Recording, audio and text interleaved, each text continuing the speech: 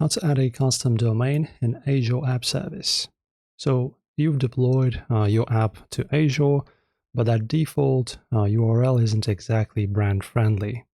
So this year, the Azure portal has been streamlined, making it easier than ever to point your custom domain to an app service. Today, I'm showing you the exact DNS handshake needed to get your site live and secure on your own domain.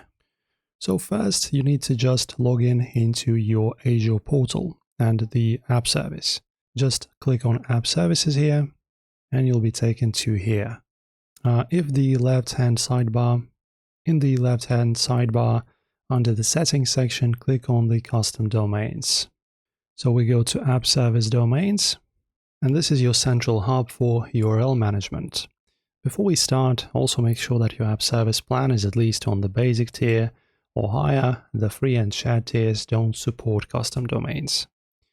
And then you just click on the plus to add a custom domain. It's a button on the top. A side panel will slide out, type in your domain name, and then Azure also needs proof that you own it. So it will provide two specific records, a TXT for verification and CNAME for routing. So for example, CNAME is this one, and also a new TXT field will also be needed. Then copy these values down. We're heading to your domain registrar.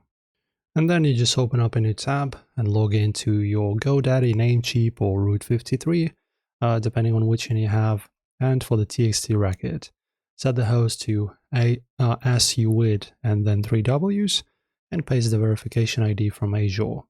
And for the CNAME, you set the host to 3 Ws and point it to your default your app azurewebsites.net address. After that, you go back to Azure portal and click the Validate button. If your DNS has started propagating, you'll see 2 green check marks.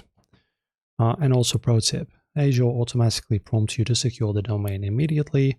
Do not skip this. Click Add Binding to generate your free app service managed certificate, so your site has that essential HTTPS lock icon.